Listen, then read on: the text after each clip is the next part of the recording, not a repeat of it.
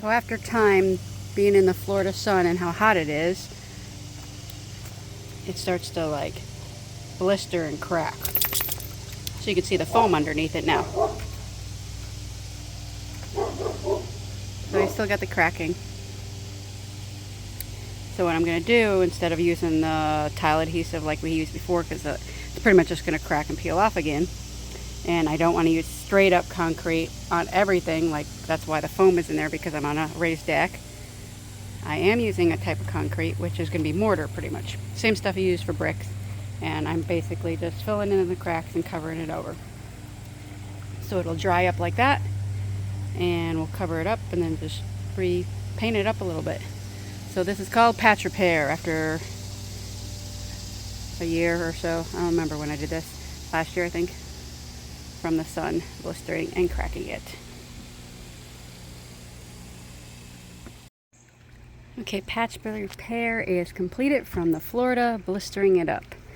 Being in the sun all day long, it cracked excessively.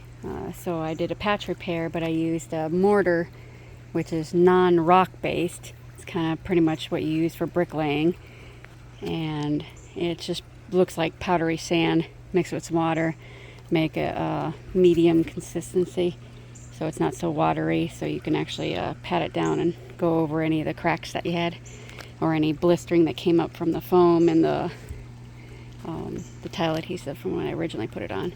And then I just did a spray coat on some of the spots and around the thing, spray coat of Flexol or Flexerol, whatever you want to call it.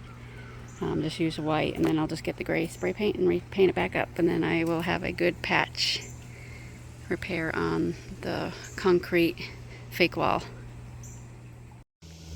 Alright, all the painting is done. We are back to normal. Fixed all the cracks.